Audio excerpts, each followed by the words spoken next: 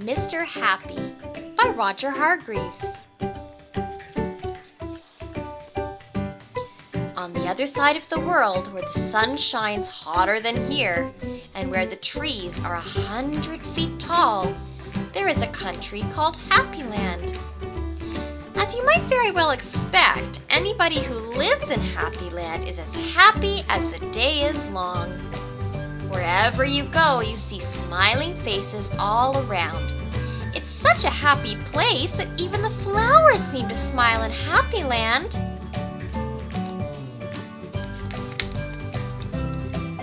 All the animals in Happyland are happy as well. If you've never seen a smiling mouse or a happy cat or dog or even a smiling worm, go to Happyland.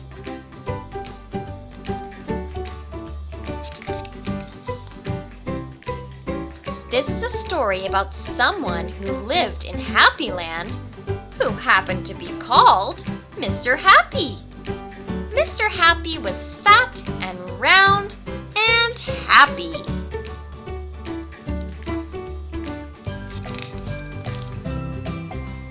He lived in a small cottage beside a lake at the foot of a mountain and close to the woods. One day, while Mr. Happy was walking in those woods near his home, he came across something which was really very exciting.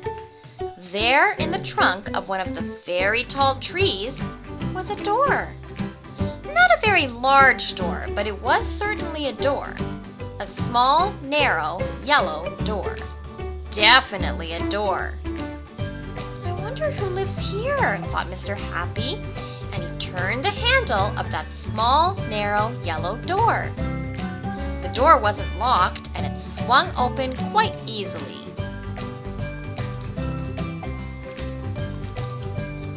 Just inside the small, narrow, yellow door was a small, narrow, winding staircase leading down.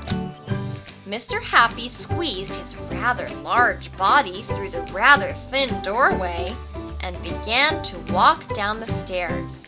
The stairs went round and round and down and down and round and down and down and round.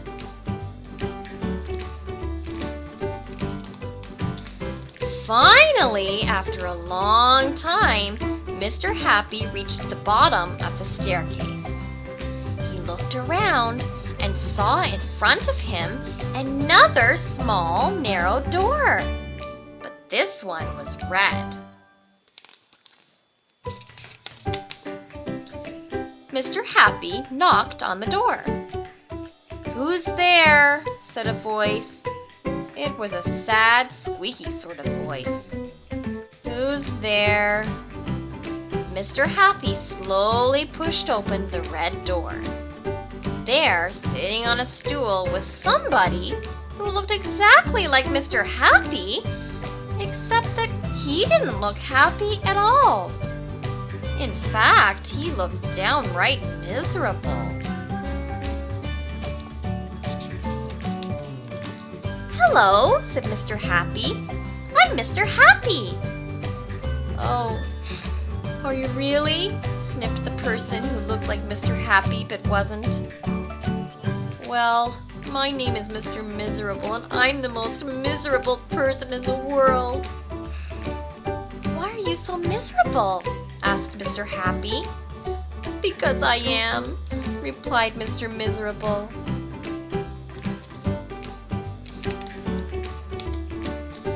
"How would you like to be happy like me?" asked Mr. Happy. "I'd give anything to be happy," said Mr. Miserable.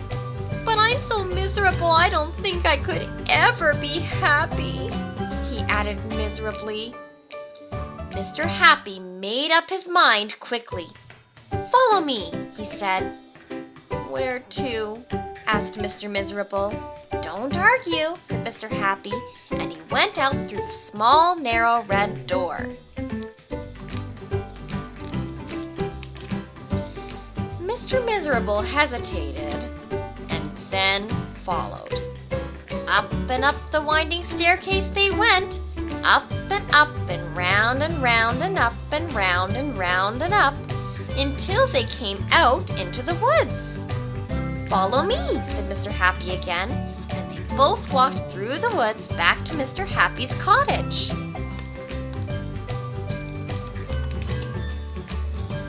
Mr. Miserable stayed in Mr. Happy's cottage for quite a while, and during that time, the most remarkable thing happened.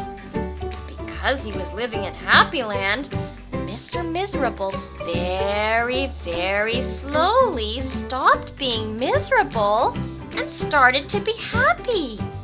His mouth stopped turning down at the corners.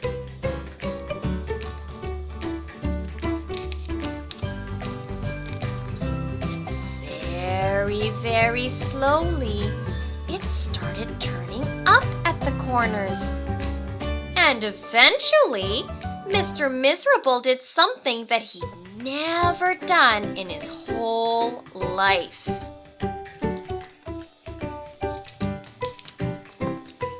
He smiled, and then he chuckled, which turned into a giggle, which became a laugh, a big, booming, hearty, huge, giant, large, enormous laugh. And Mr. Happy was so surprised that he started to laugh as well. And both of them laughed and laughed. They laughed until their sides hurt and their eyes watered.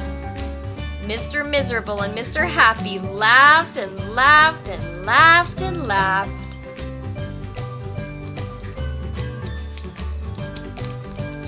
They went outside and still they laughed.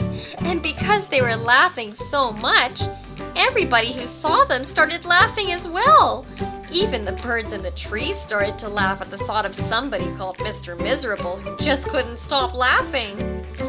And that's really the end of the story, except to say that if you ever feel as miserable as Mr. Miserable used to, you know exactly what to do, don't you?